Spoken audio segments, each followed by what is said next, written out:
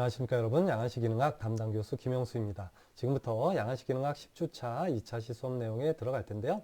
본격적인 수업 내용에 들어가기 전에 지난 시간에 학습했던 내용을 간략하게 복습하고 넘어가도록 하겠습니다. 지난 시간은 가림 검사에 대해서 학습했는데요. 중점을 두어서 학습했죠. 가림 검사는 그 화면에서 보는 것과 마찬가지로 내가 검사하고자 하는 대상자의 눈을 가려가면서 검사하는 것을 가림검사라고 표현을 하는데요.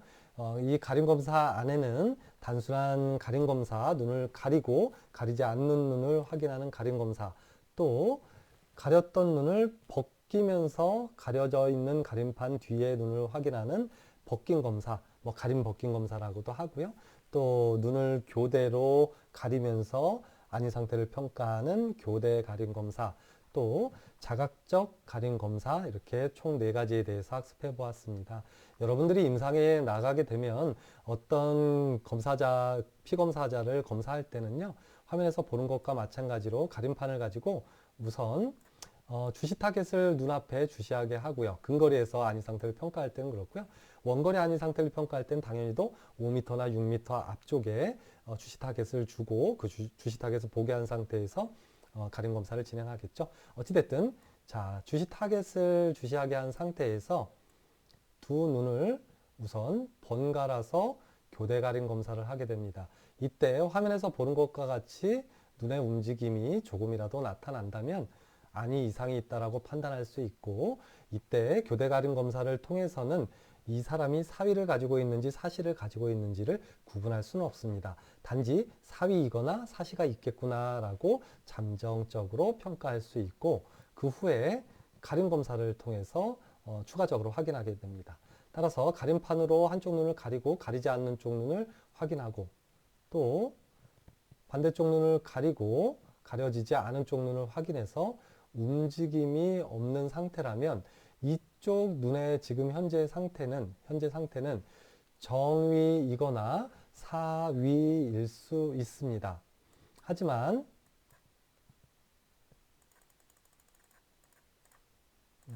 조금 이것도 좀 바꿔볼게요.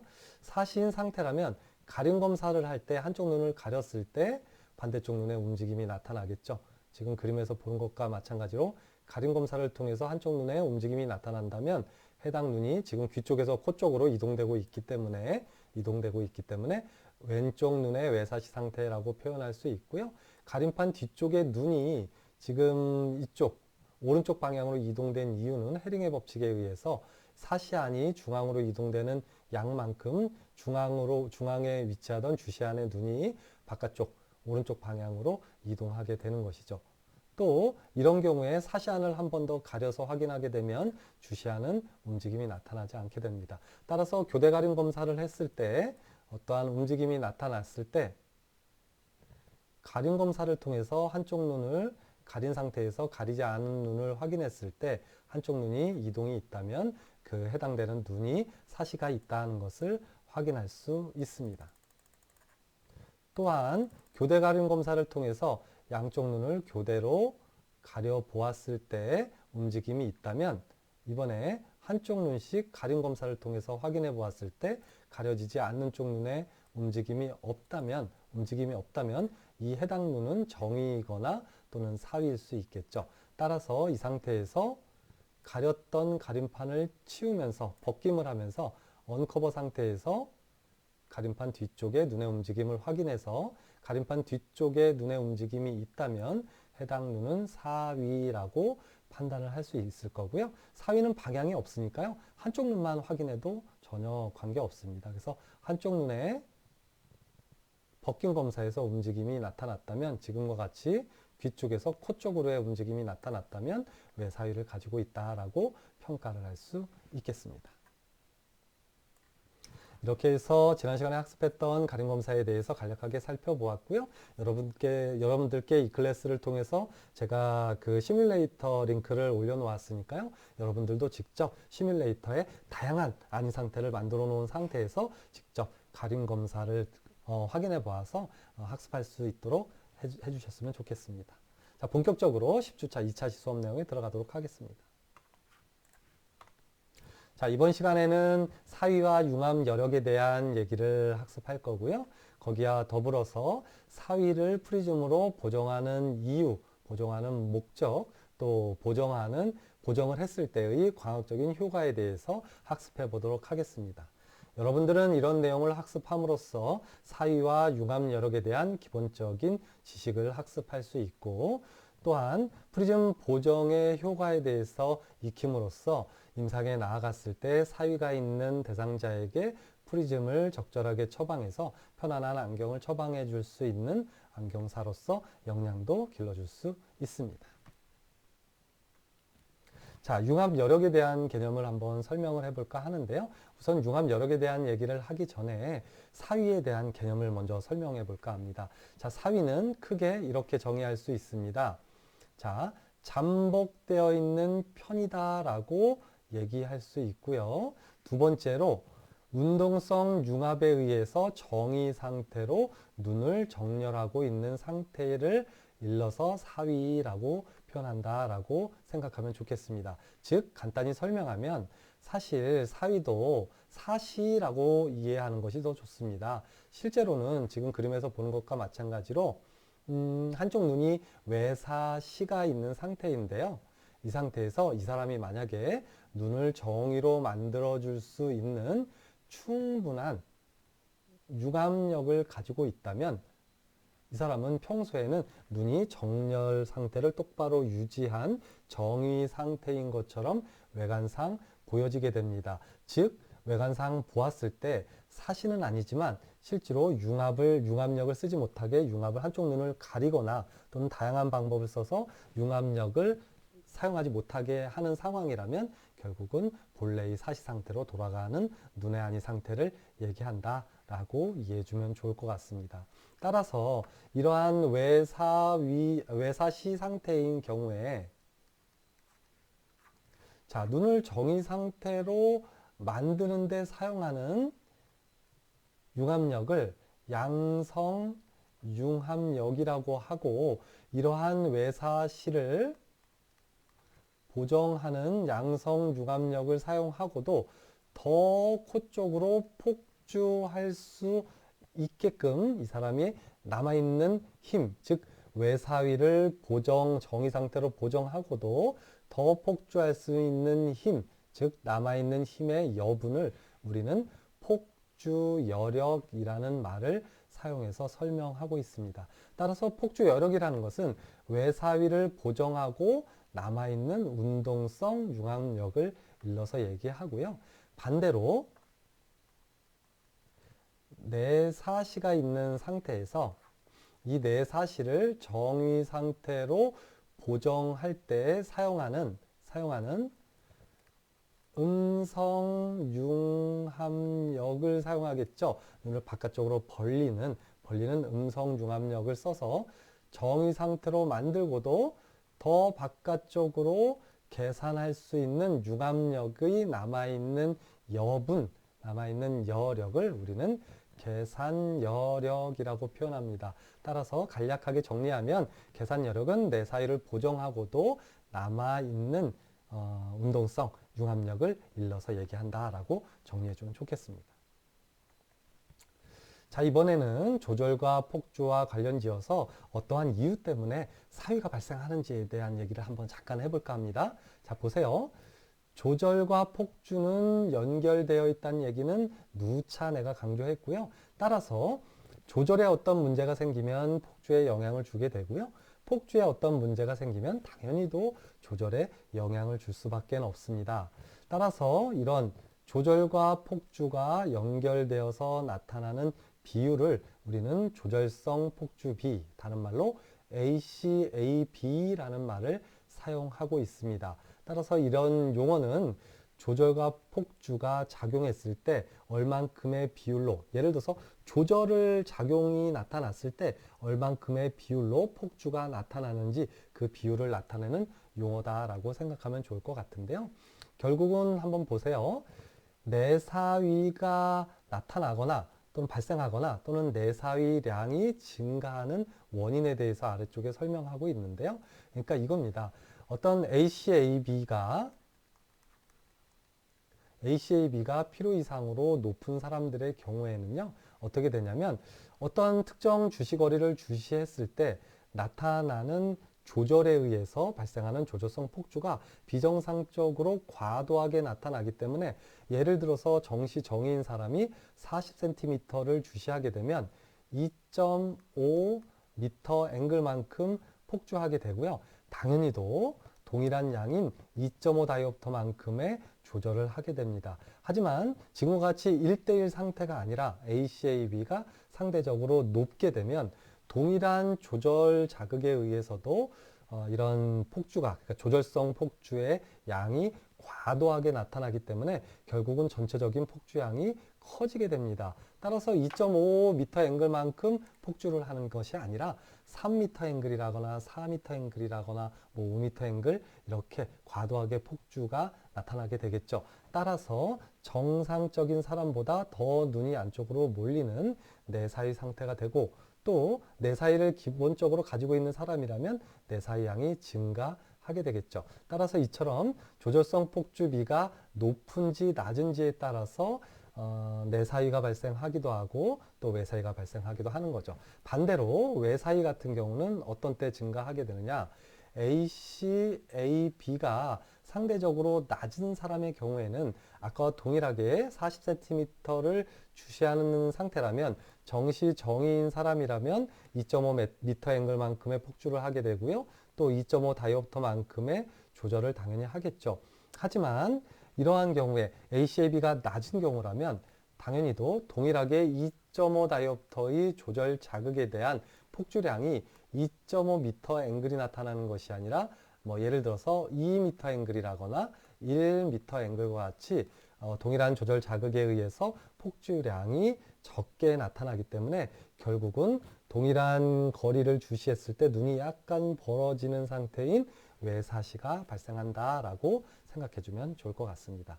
따라서 이 PPT에서 여러분들이 핵심적으로 알아두어야 할 것은 결국은 조절, 조금 더 정확하게 얘기하면 조절성 폭주비에 따라서 내사의 또는 외사의가 발생하거나 그 양이 증가할 수 있겠다라고 정리해 주면 좋겠습니다. 이러한 일은요, 사실은 내사의나 외사의 같은 경우는 조절성 폭주비에 따라서도 아주 다양하게 사람에 따라서 달리 나타나지만, 동일한 사람이라고 하더라도 굴절 이상을 교정하지 않고 미규정 상태로 유지하고 있던 사람에게 그 미규정된 굴절 이상을 교정하게 될 때도 순간적으로 이런 안위 이상이 나타나게 됩니다. 즉 사위가 발생할 수 있다는 얘기가 되는 거죠. 한번 살펴보면 이렇게 됩니다. 굴절 교정을 하게 되면 일시적으로 어떤 사위량이 변하거나 사위가 나타날 수 있다라고 생각해 주면 좋을 것 같은데요. 한번 근시의 경우를 예를 들어 보면요. 근시를 교정하게 되면 예를 들어서 이렇게 예를 한번 들어봅시다. 마이너스 2.50 다이옵터로 교정되는 근시안의 경우 이 안경이나 콘택트 렌즈로 교정하지 않은 상태에서 40cm를 주시하게 되면 이러한 사람들은 미규정된 상태에서는 조절력이 전혀 개입되지 않은 조절력 0 상태에서 40cm를 주시하게 되겠죠. 그럼 어떻게 될까요? 교정하지 않은 상태에서는 조절이 전혀 개입되지 않으니까 근거리를 주시할 때 근접성 폭주만을 사용해서 주시하게 되겠죠. 물론 긴장성 폭주는 들어갔겠죠. 긴장성 폭주라는 건 내가 눈을 감고 있다 눈을 뜨는 순간부터 나타나는 것이기 때문에 긴장성 폭주는 당연히 들어가는 거니까 여기선 논외로 치는 거고요.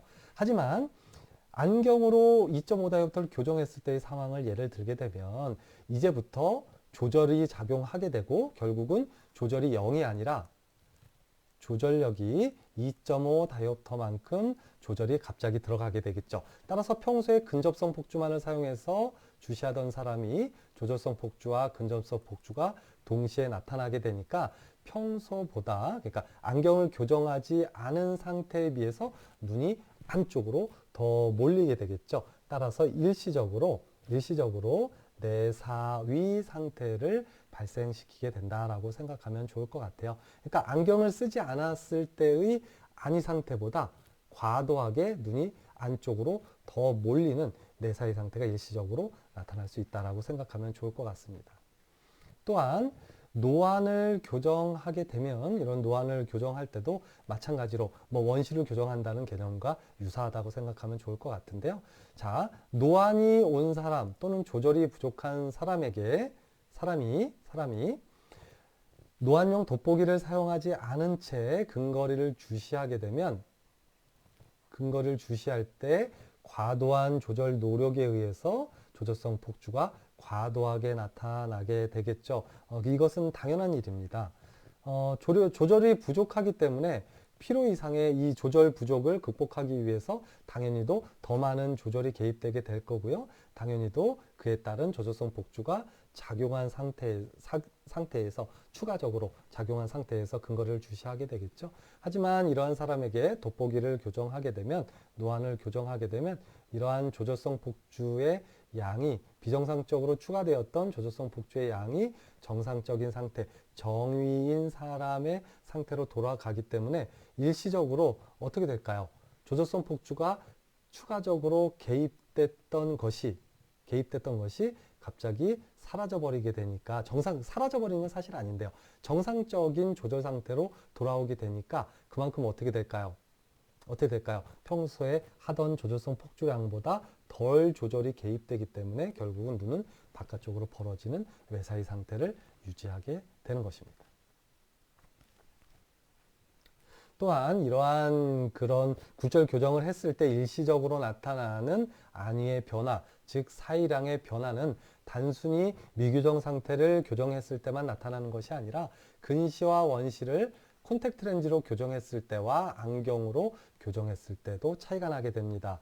이 내용은 콘택트 렌즈 시간이라거나 안경과학 시간에 학습했으니까요. 혹시라도 근시, 원시일 때 콘택트 렌즈와 안경 사이의 교정의 차이에 대해서 궁금하다면 콘택트 렌즈와 안경광학의 배율 파트를 찾아보셨으면 좋겠습니다.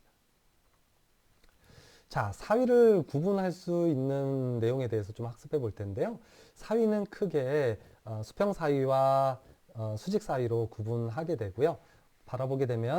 살펴보게 되면 수평 사위는 외사위와 내사위로 구분하게 되고요. 이 외사위는 좀 전에도 PPT 첫 번째쯤에서 얘기한 것처럼 양성 융합성 폭주로 보정해서 눈을 정렬하고 있습니다. 따라서 외사위가 있는 사람은 양성 융합성 폭주에 의해서 눈이 정의 상태로 유지되게 되고요. 이런 양성 융합성 폭주, 운동성 융합력을 쓰고 조금 만약에 힘이 남아있다고 하면 그러니까 눈을 폭주할 수 있는 힘이 남아있다면 그것을 우리는 바로 폭주여력이라는 말을 사용하고요. 또 수평 사이 중에 하나인 내사이 같은 경우는요.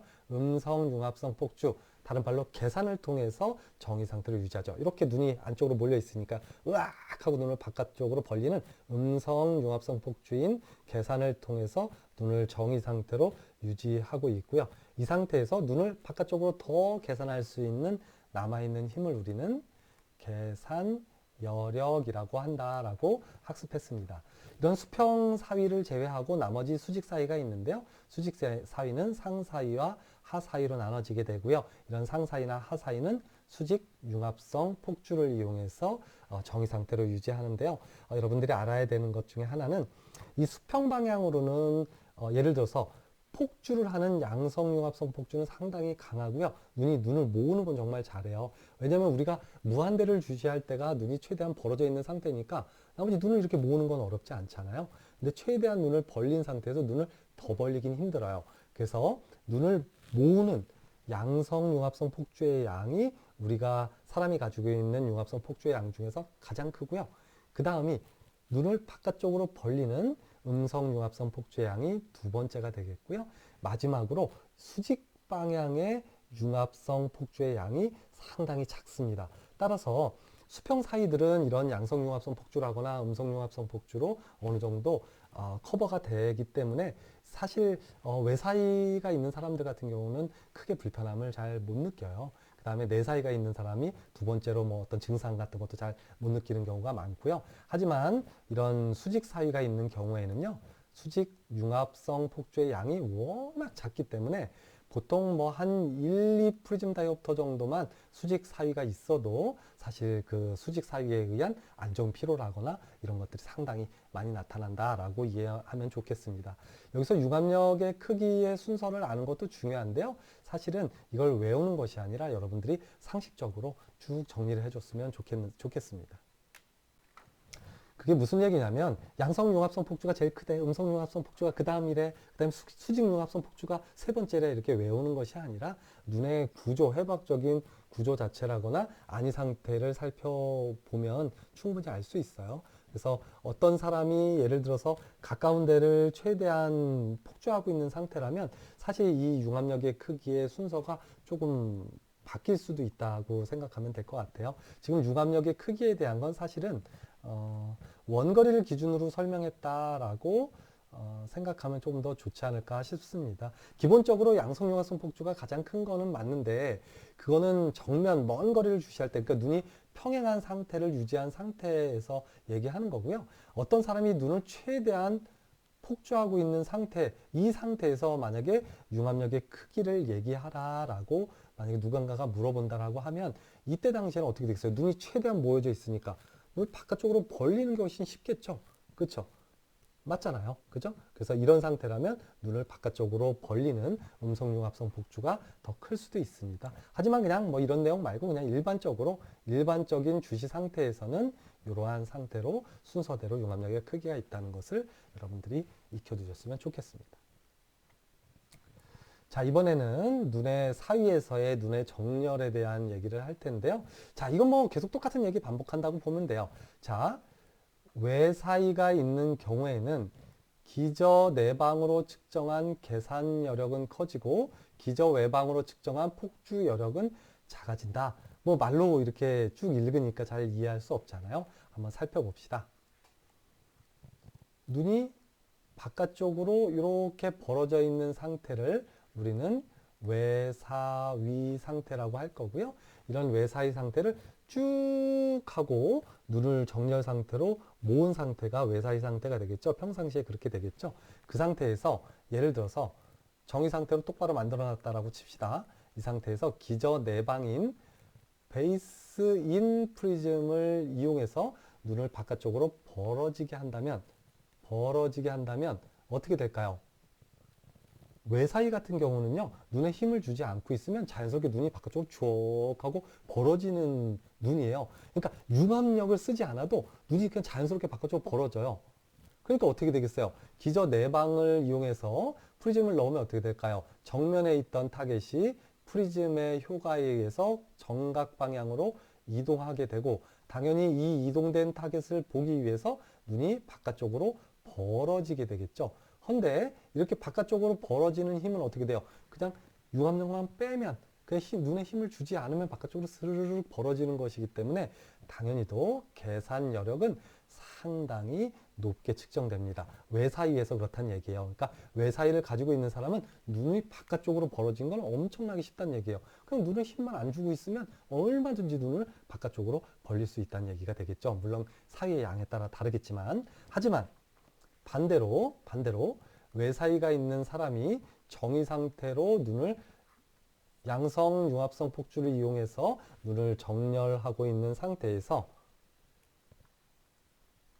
베이스 아웃 프리즘인 기저 외방 프리즘을 눈앞에 부과하게 되면 어떻게 된 거죠? 처음에 이 사람은 원래가 외사이가 있는 사람에서 양성 융합성 폭주를 써서 이미 힘들게 눈을 정면으로 모으고 있는 상태인데, 그 상태에서 눈앞에다가 베이스 아웃 프리즘을 뒀더니 어떻게 되겠어요? 정면에 위치하는 요 이미지가 코 쪽 방향으로 이동할 거고, 내가 가뜩이나 힘들게 눈을 정면으로 이렇게 유지하고 있는 상태에서 타겟이 더 코 쪽으로 움직이니까 나 힘들어 죽겠는데 이렇게 눈을 모으겠죠. 그러니까 얼마나 힘들겠어요. 그러니까 이런 폭주할 수 있는 여력은 외사이 같은 경우는 상당히 적게 남아 있겠죠. 따라서 기저 외방인 베이스 아웃 프리즘으로 이 사람이 얼마만큼 눈을 폭주할 수 있는지를 확인하는 폭주 여력 검사를 하게 되면 이 폭주 여력 검사는 당연히 작을 수밖에 없습니다. 그래서 뭐 여기 작아진다는 표현이 조금 잘 안 맞을 수도 있지만 결국은 이렇게 이해하면 좋을 것 같아요. 외사이의 경우에는 베이스 인 프리즘을 넣어서 눈을 바깥쪽으로 벌리게 하는 것은 정말 쉽고요. 베이스 아웃 프리즘을 이용해서 눈을 모으게 한다면 정말 너무너무 힘들어 할 것이다. 이렇게 이해해 주면 좋을 것 같습니다. 자, 이번에는 내 사이에 대한 얘기를 할 텐데요. 자, 내 사이는 어떻게 된 겁니까? 기본적으로 눈이 안쪽으로 이렇게 몰려 있는 사람인데 음성 융합성 폭주를 이용해서 눈을 어떻게 된 거죠? 바깥쪽으로 최대한 벌려놓고 이렇게 정의 상태로 유지하는 상태를 내사위라고 하는 거잖아요. 이 상황에서 베이스 인 프리즘을 이용해서 눈앞에다가 베이스 인 프리즘을 부과했다라고 가정해 봅시다. 그럼 어떻게 되겠어요? 가뜩이나 지금 안쪽으로 몰려있던 눈을 바깥쪽으로 정말 힘들게 벌려서 정면의 정의 상태로 유지하고 있는 사람인데 이 앞에 있는 타겟이 어떻게 되겠어요? 정면을 주시하고 있는 타겟이 베이스 인 프리즘에 의해서 귀쪽 방향으로 이동하겠죠. 그러니까 어떻게 돼요? 그 타겟을 보지 않으면 복시가 발생하니까 어쩔 수 없이 눈을 바깥쪽으로 벌려야 되겠죠. 그러니까 이거죠. 내 사위를 간신히 바깥쪽 정의 상태로 만들었는데 베이스 인 프리즘을 부과하게 되면 더 눈을 바깥쪽으로 벌려야만 복시가 나타나지 않으니까 억지로 바깥쪽으로 벌리겠죠. 그러니까 어떻게 되겠어요? 베이스 인 프리즘을 이용해서 측정한 계산할 수 있는 힘에 남아있는 힘은 당연히 작아질 수밖에 없고요. 기저 외방 프리즘을 이용해서 눈을 안쪽으로 모이게 하면 어떨까요? 기저 외방, 베이스 아웃 프리즘에서 안쪽 모이게 하면 아까도 얘기했잖아요. 외사위 때. 내사위는요. 눈을 안쪽으로 이렇게 몰려있는 상태가 정말 편한 거예요. 그 상태에서 만약에 복시만 나타나지 않는다면요. 눈을 안쪽으로 몰려있고 싶은 사람일 거예요. 그러니까 베이스 아웃 프리즘을 되면 어떻게 되겠어요? 타겟이 코쪽 방향으로 이동하고 그냥 어떻게 해요? 어떤 융합력? 바깥쪽을 벌리는 음성 융합력만 그냥 축 하고 빼면 자동으로 눈이 안쪽으로 몰리게 되겠죠. 따라서 베이스 기저 외방인 베이스 아웃 프리즘을 측정한 폭주 여력은 당연히 또 커질 수밖에 없습니다. 따라서 여러분들이 이 내용을 정확하게 이해하면 좋겠지만 뒤쪽에서 다시 설명할 거고요. 우선 이 상황에서는 외사위와 내사위의 특징에 대해서 이해하는 게 더 중요해요. 외사위 같은 경우는요. 눈을 모으는 것이 어떻다? 그렇죠. 힘들다라고 일단 이해하고 넘어가도 상관없겠습니다. 이 자세한 내용에 대해서는 뒤에 추가적으로 설명할 거니까요. 또 내 사이에 대해서는 어떻게 해요? 눈을 모여있는 눈이니까 얘를 벌려서 정의 상태로 만들어야 돼. 더 벌리라 그러면 힘든 눈이에요. 그러니까 눈을 어떻게 벌리는 것이 힘든 눈을 얘기한다라고 일단 이해하고 넘어가도 좋겠습니다. 자, 이런 사위의 경우에 사실 이 사위에서 어떤 프리즘으로 사위를 교정하는 것에 대한 얘기를 하기 전에 사실은 이 얘기를 아는 게 더 중요할 것 같아요. 그러니까 사위가 있는 사람들이 사위가 예를 들어서 뭐 10프리즘, 뭐 20프리즘, 다이옵터 뭐 얼만큼 있느냐. 사실 이것도 중요하지만 사실 이거보다 더 중요한 건 뭐냐면요. 사위가 있는 사람이 안정 피로를 느끼고 눈의 불편함을 느끼는 이유는 이 사이의 크기가 크고 작고가 아니에요. 뭐냐면 예를 들어서 20프리즘 다이옵터만큼의 으르렁이 있다고 합시다. 외사이가 있을 때 이 사람이 가지고 있는 융합력이 20프리즘 다이옵터만큼의 융합력을 가지고 있다면 이 외사이를 간신히 정의 상태로 만들 수 있겠죠. 근데 어떻게 되겠어요? 어떻게 되겠어요? 엄청 힘들겠죠. 그러니까 20kg짜리 엽기를 들 수 있는 사람한테 너 20kg 들어봐 하면 이 사람이 들 수는 있죠. 막 억지로 벌벌벌벌 떨면서 뭐 이렇게 아령 뭐 엽기를 들 수는 있지만 너무너무 힘들 거예요. 그렇죠? 그런데 만약에 이렇게 예를 들어 봅시다. 40 프리즘 다이옵터의 뭘 갖고 있어요? 융합력을 가지고 있는 사람이라고 치고 이걸 엽기로 가정하면 이렇게 되는 거죠. 20kg, 40kg까지 어떤 엽기를 아령을 들 수 있는 사람인데 이 사람에게 20kg짜리 저 엽기 한번 들어보라고 얘기하는 거예요. 그럼 뭐 내가 원래 들 수 있는 무게의 반밖에 안 되니까 쑥쑥쑥쑥 들 수 있겠죠. 그렇죠. 그래서 요거 융합력, 이 사람이 가지고 있는 융합력에 따라서 달리 얘기하면 보세요. 20프리즘 외사이가 있는 사람인데 융합력이 20프리즘 가지고 있으면 이 사람이 가지고 있는 융합의 여력은 얼마입니까? 빵이죠. 그러니까 이런 사람들은 사위가 많고 또 안정피로를 나타낼 수 있는 사람이라고 보면 되고요. 이 사람은 어때요? 융합력이 40프리즘이니까 외사위를 보정하고도 남아있는 융합력이 어때요? 20프리즘 다이옵터만큼이나 아직 남아있잖아요. 그러니까 이 사람은 어떻게 써요? 여유가 있겠죠? 그러니까 사위가 아무리 많더라도 이렇게 융합력이 큰 사람, 또 달리 얘기하면 뭐가? 융합 여력의 양이 충분히 남아있는 사람이라면 안정피로를 느끼지 않을 수도 있습니다. 사실 근데 이건 내가 표현을 좀 잘못했는데요. 이론적으로는 융합 여력이 사위량의 2배인 40프리즘 정도, 지금 이 상황이라면 돼야 사실은 안정피로가 없는데 이건 나중에 설명하고요. 기본적인 원리만 이해하면 되니까요. 결국 이렇게 되는 겁니다. 이런 사위에 의해서 나타나는 안정피로를 줄여주기 위해서는 결국은 얼마만큼의 융합 여력이 있는지를 확인하는 게 중요하고요. 그 다음에 이런 융합 여력을 검사를 했다면 이 사람의 융합 여력과 사이량을 모두 감안해서 결국은 어느 정도의 프리즘을 처방할지를 결정하게 됩니다. 그러니까 어떤 사위를 가지고 있는 사람의 문제점, 안정피로를 개선하기 위해서 프리즘을 처방해야 한다면 사위량만을 측정해도 안 되고요. 사위량과 더불어서 그 사람이 가지고 있는 융합 여력이 어느 정도 있는지를 확인해서 융합 여력이 충분하다면 프리즘 처방 자체를 할 필요가 없는 거고요.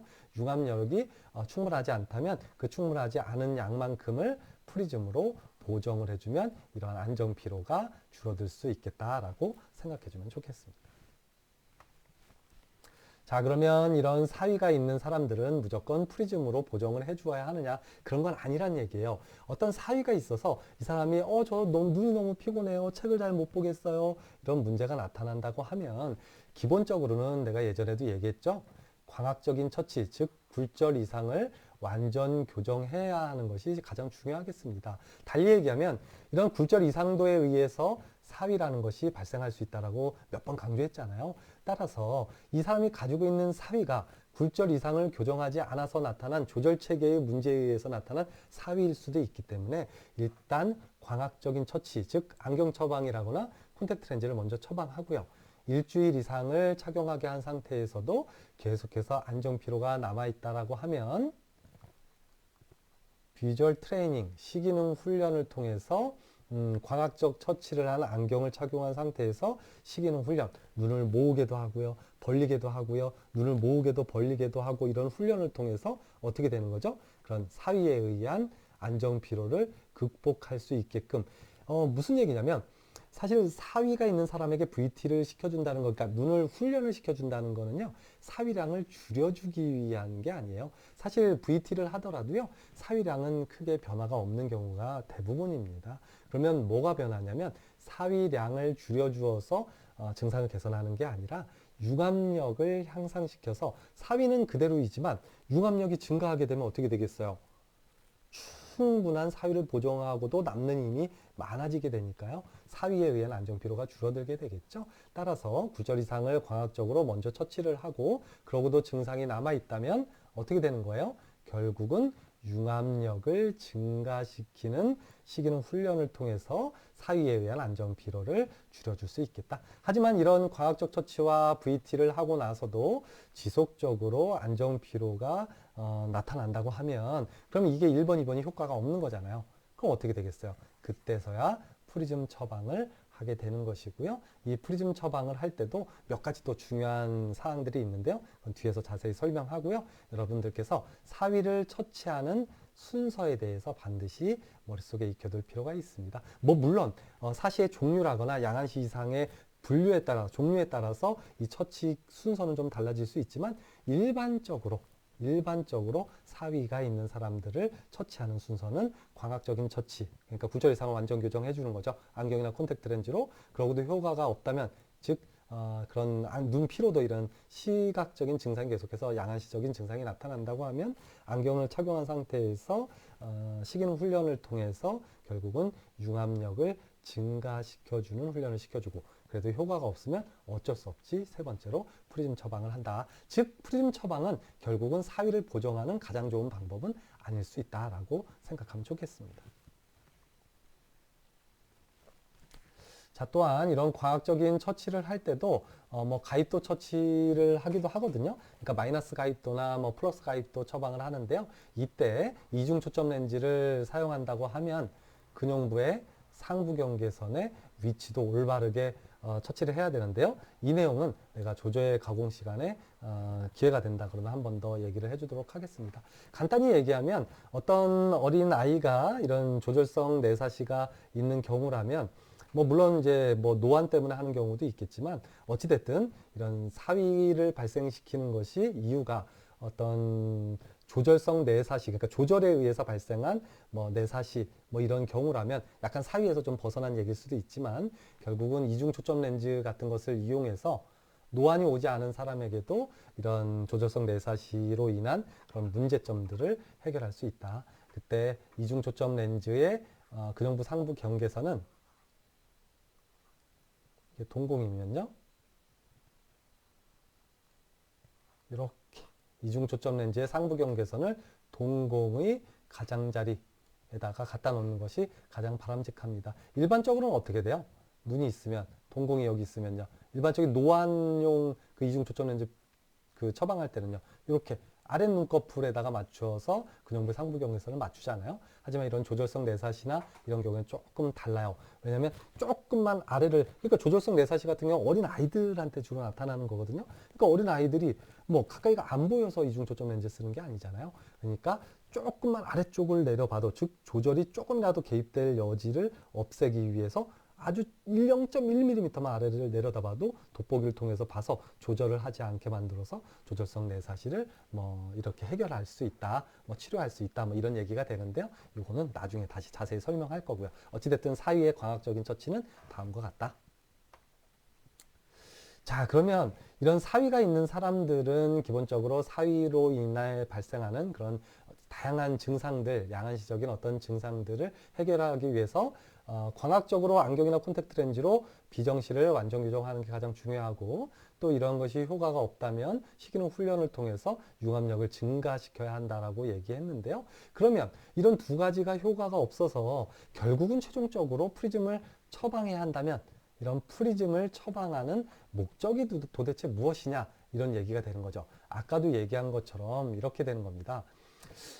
이 프리즘을 처방하는 가장 궁극적인 목적은 뭐냐면요, 간단히 설명하면 이래요. 내가 이런 얘기를 한 적이 있어요.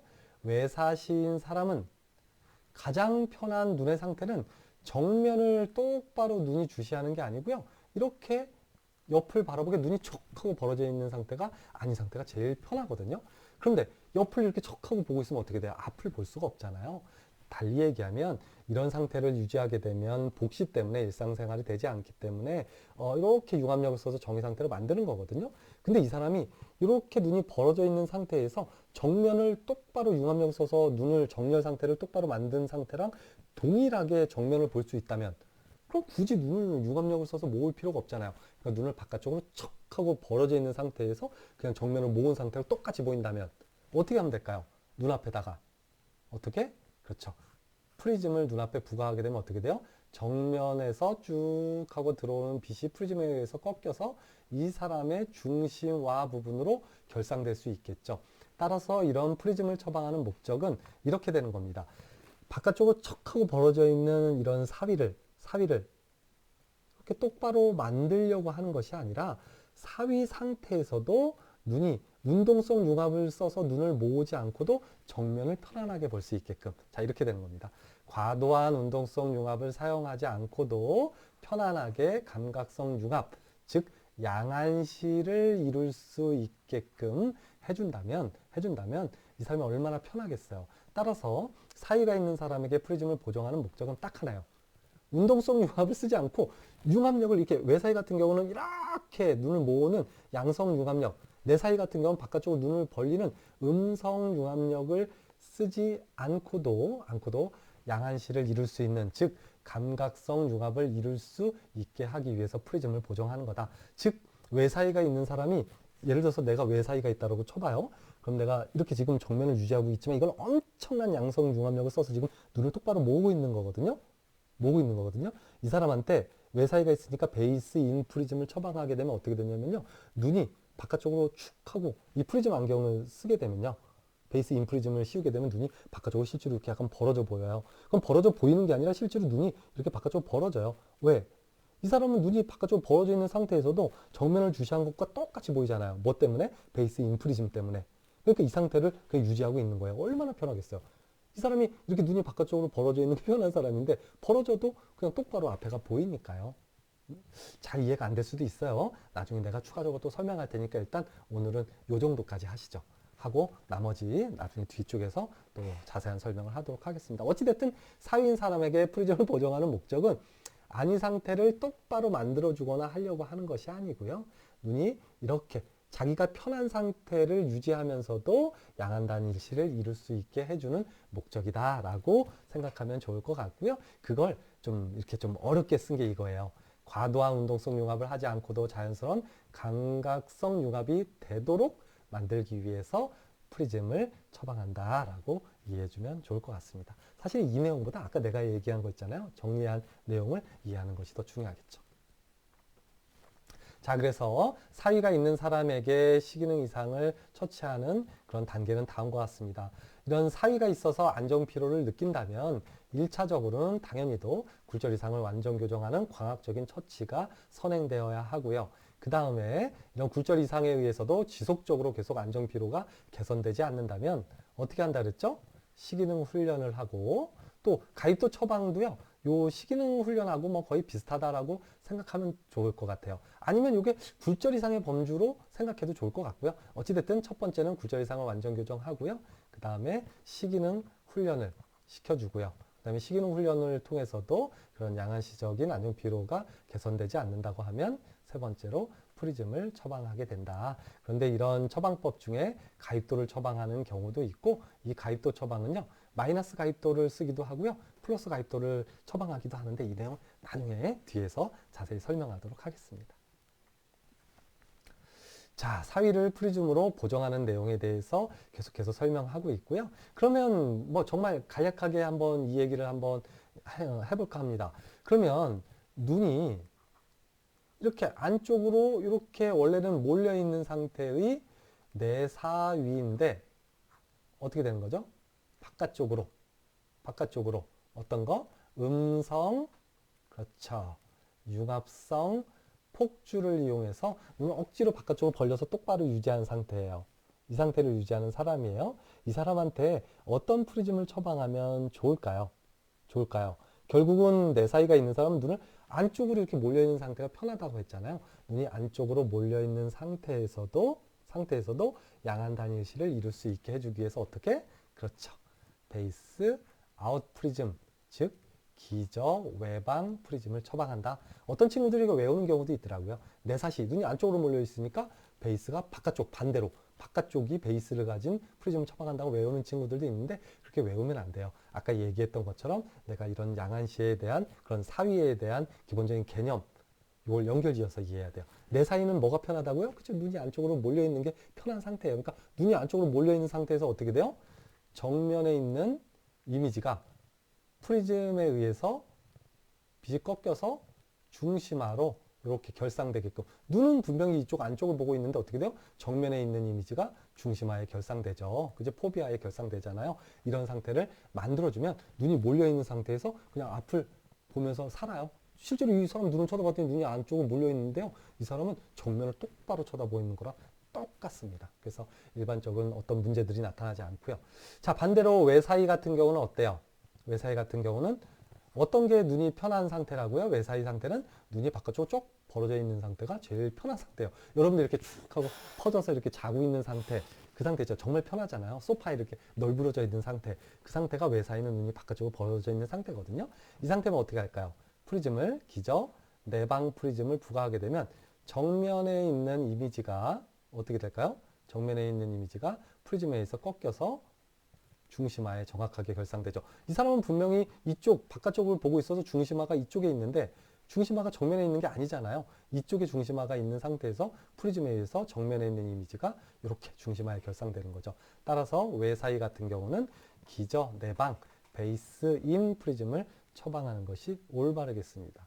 같은 걸로 같은 개념으로 상사이나 하사이 같은 경우도 상사이 같은 경우는 기저 하방 프리즘, 하사이 같은 경우는 기저 상방 프리즘을 이용해서 상방, 그러니까 상사이가 있으면 눈이 위쪽으로 가 있는 상태잖아요. 눈이 위쪽으로 가 있는 상태에서도 베이스 다운 프리즘에 의해서 정면에 있는 빛이 어떻게 돼요? 물체가 중심하에 결상되도록 만들어 주어서 결국은 이런 사위들을 보정해 준다. 그런데 한 가지 중요한 개념이 있어요. 요거는 뭐 사실 그렇게 어려운 개념은 아니니까요.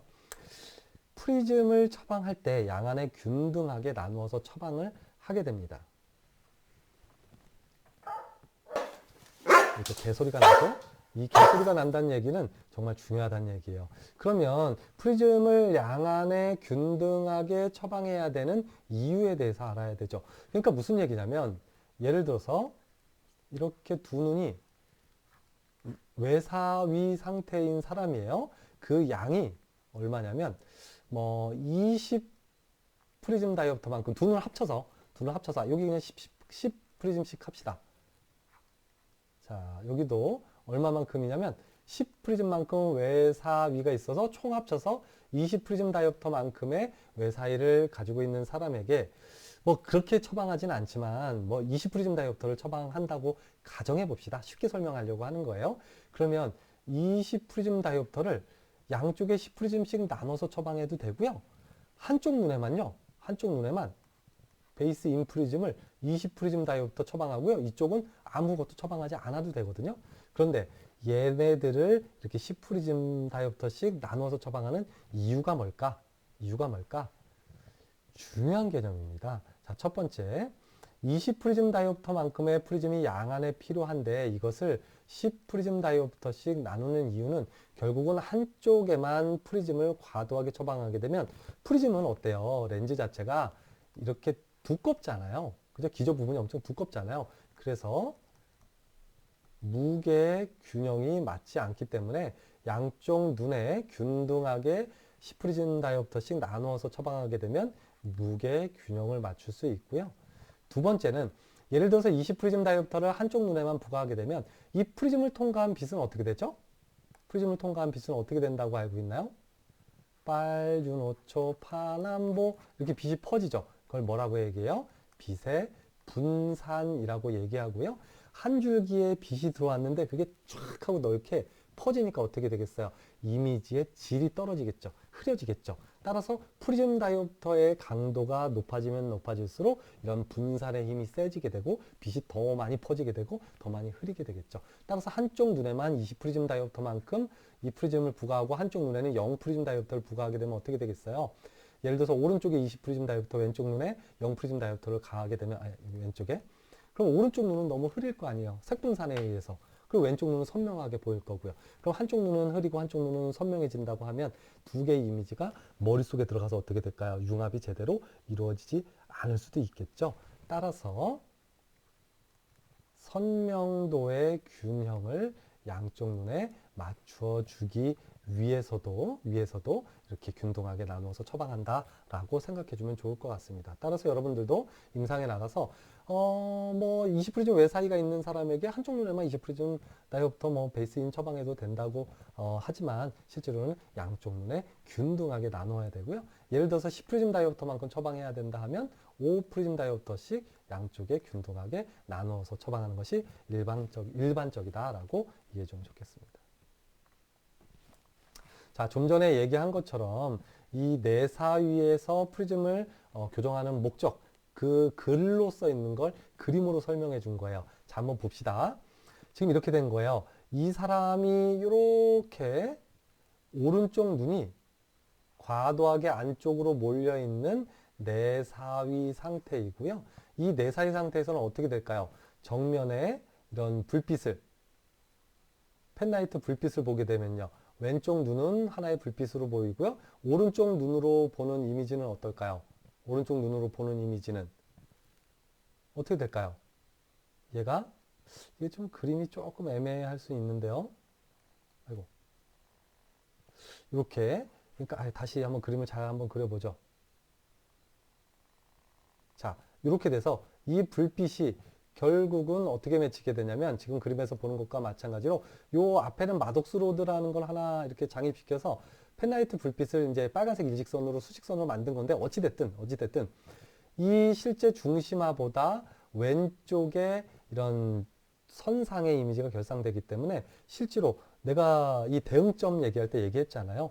망막의 왼쪽에 결상되는 이미지는 오른쪽에 있는 것으로 인식된다라고 얘기했잖아요. 따라서 이렇게 왼쪽 눈으로 보는 펜라이트 불빛은 이렇게 왼쪽에 보여지게 되고요. 이 마덕스 로드에 의해서 보여지는 이런 빨간색 수직선은 오른쪽으로 이동해서 보여져서 결국은 복시 두 개의 이미지로 보여지게 됩니다. 이때 이런 네 사이가 있는 사람에게 베이스 아웃 프리즘을 부과하게 되면 결국은 이 펜라이트 불빛이 어떻게 되는 거예요?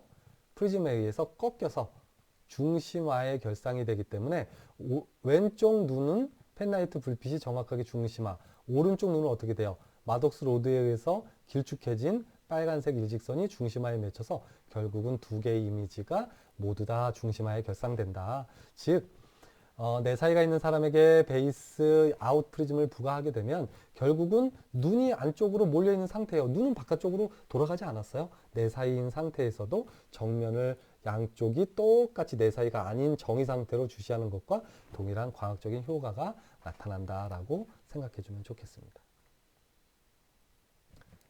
자, 그래서 결국은 어떻게 되는 거예요? 내 사이가 있는 사람에게 베이스 아웃 프리즘, 즉 기저 외방 프리즘을 부과하게 되면 눈이 안쪽으로 몰려있는 상태에서도, 즉 눈이 안쪽으로 몰려있는데 프리즘을 안 부과하면 어떻게 돼요? 억지로 음성융합선 폭주를 써서 눈을 바깥쪽으로 벌려서 정렬시켜야 되잖아요. 그러니까 이러한 계산을 하지 않기 때문에 결국은 계산 부담이 프리즘에 의해서 줄어들기 때문에 편안한 눈 상태가 된다라고 생각해 주면 좋을 것 같습니다.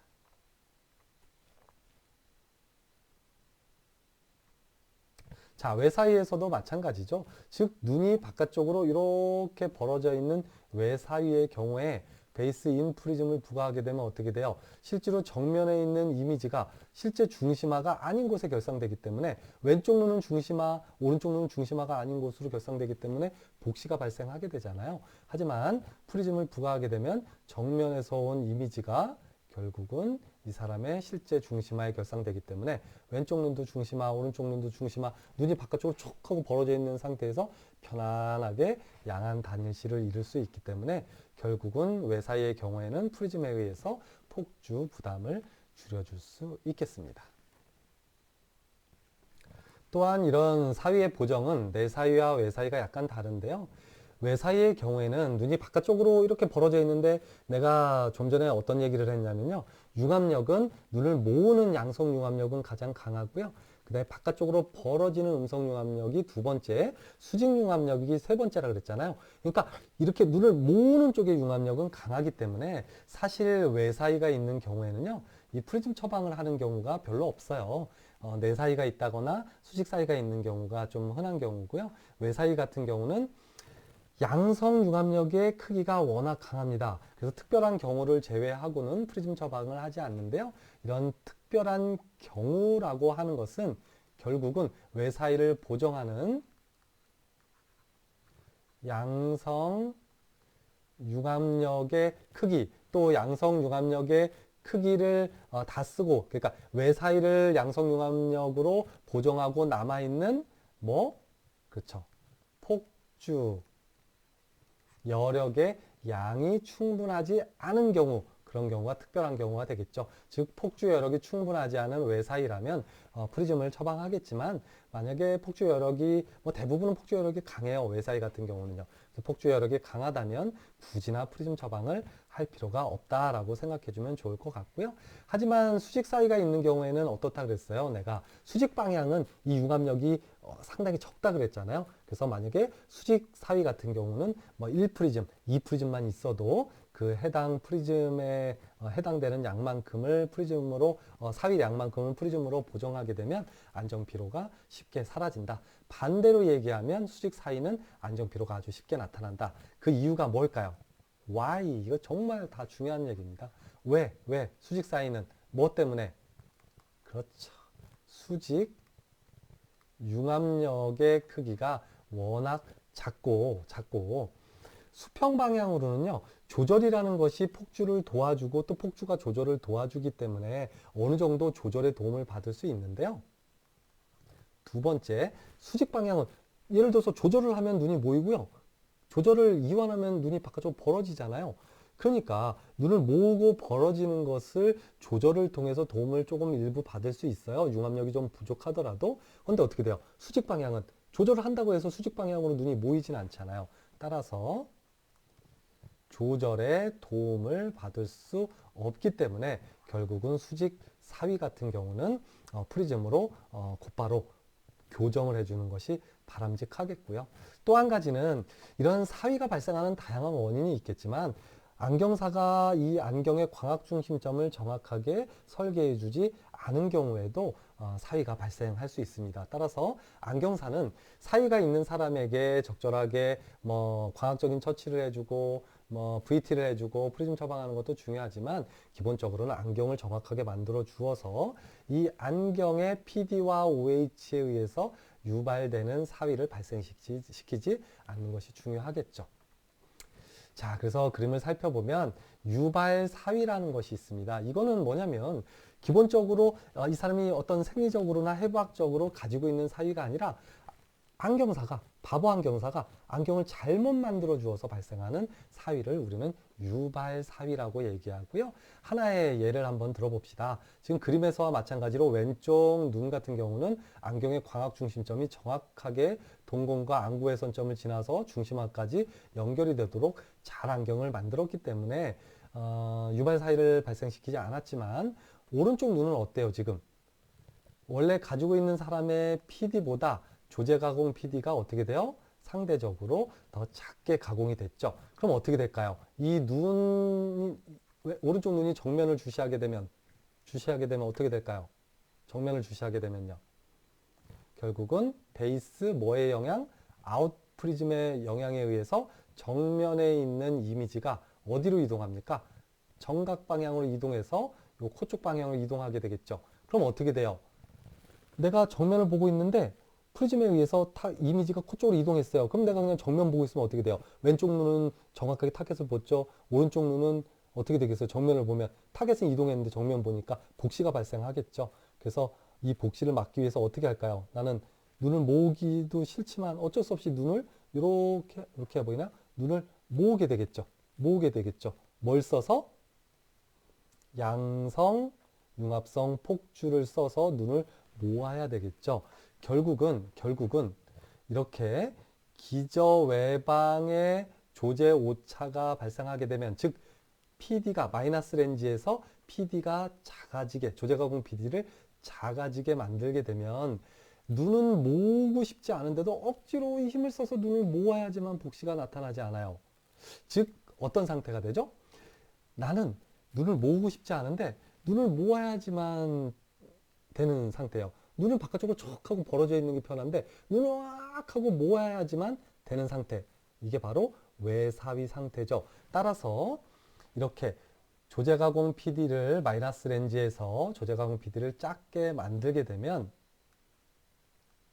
유발 외사위가 나타나게 됩니다. 즉 외사위가 된다는 의미가 아니고요. 외사위가 느끼는 힘듦, 고통을 그대로 느끼게 되는 상태가 된다. 즉 뭐예요? 나는 눈을 모으고 싶지 않은데 억지로 눈을 모아야 되잖아요. 외사위가 그거잖아요. 나는 눈을 모으고 싶지 않은데 바깥쪽 촉 하고 벌어져 있는 게 편한데 어떻게 돼요? 그럼 복시가 발생하니까 어쩔 수 없이 눈을 모으고 있죠. 그죠? 나 눈 모으는 거 싫은데 눈을 모으고 있죠. 그죠? 눈을 모으는 그런 불편함, 힘듦이 발생하잖아요. 따라서 마이너스 렌즈의 경우에는 조제 가공 PD를 작게 만들었을 때, 플러스 렌즈의 경우는 어떨까요? 그러니까 즉 베이스 아웃이 작용하는 상태면 어떻게 될까요? 베이스 아웃이 작용하면 어떤 상태일까요? 자, 어떤 상태예요? 자, 이렇게 되는 거죠. 플러스 렌즈에서는 베이스 아웃 프리즘이 눈에 걸려야 되니까요. 결국은 조제 가공 BD가 플러스 렌즈에서는 더 크게 가공되게 되면 베이스 아웃 프리즘의 영향을 받고 결국은 뭐다? 뭘 발생시킨다? 외사위를 발생시키게 된다라고 생각해 주면 좋겠습니다. 이 내용도 나중에 추가적으로 또 설명해 드리도록 하겠습니다. 자, 이것으로 이번 시간 양한시 기능학 10주차 2차 시에서 학습한 내용을 간략하게 정리하면 결국은 사위의 양도 중요하지만 이 사위를 극복하고 남아있는 힘인 융합 여력의 힘이 더 어떻게 보면 중요할 수 있겠다. 이런 내용이 가장 핵심이 되고요. 또한 사위를 프리즘으로 보정하는 이유는 사위 상태를 정의 상태로 만들기 위한 것이 아니라 사위 상태의 안위 상태를 유지한 상태에서도 마치 정면을 보고 편안한 상태를 유지할 수 있게끔 하기 위해서 프리즘 렌즈로 사위를 보정하고 있다라고 생각하면 좋겠습니다.